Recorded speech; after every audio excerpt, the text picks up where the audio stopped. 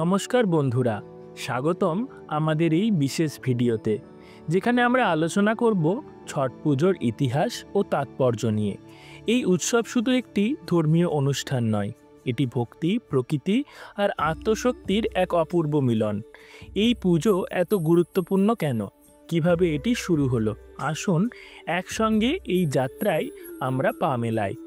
ছট পুজোর শিকড় গভীরভাবে জড়িয়ে আছে আমাদের পৌরাণিক কাহিনীর সঙ্গে। পুরাণে বলা হয়েছে ছোটি মাইয়া হলেন সূর্যের শক্তি। এই কাহিনীতে বলা হয়েছে কিভাবে দ্রৌপদী ও পাণ্ডবরা ছট পুজোর মাধ্যমে তাদের কষ্ট থেকে মুক্তি পেয়েছিলেন। আবার রামায়ণে দেখা যায় মা সীতা এই ব্রত পালন করেছিলেন রামের সুস্থতা ও সমৃদ্ধির জন্য। এই পৌরাণিক কাহিনীগুলো আমাদের শেখায় যে ছট পুজো শুধু সূর্যের প্রতি কৃতজ্ঞতা নয়, এটি জীবনের প্রতি, প্রকৃতির প্রতি ভক্তির একটি প্রতীক।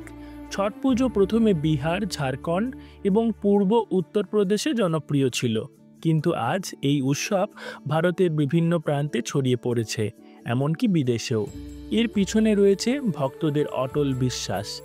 এই পুজোতে কোনো মন্দির বা পুরোহিতের প্রয়োজন হয় না।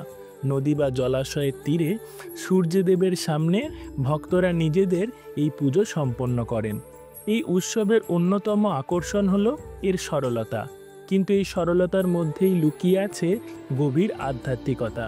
ছট পুজো শুধু একটি ধর্মীয় উৎসব নয়, এটি প্রকৃতির প্রতি আমাদের দায়বদ্ধতারও প্রতীক। সূর্যদেবকে আমরা জীবনের উৎস হিসেবে পুজো করি।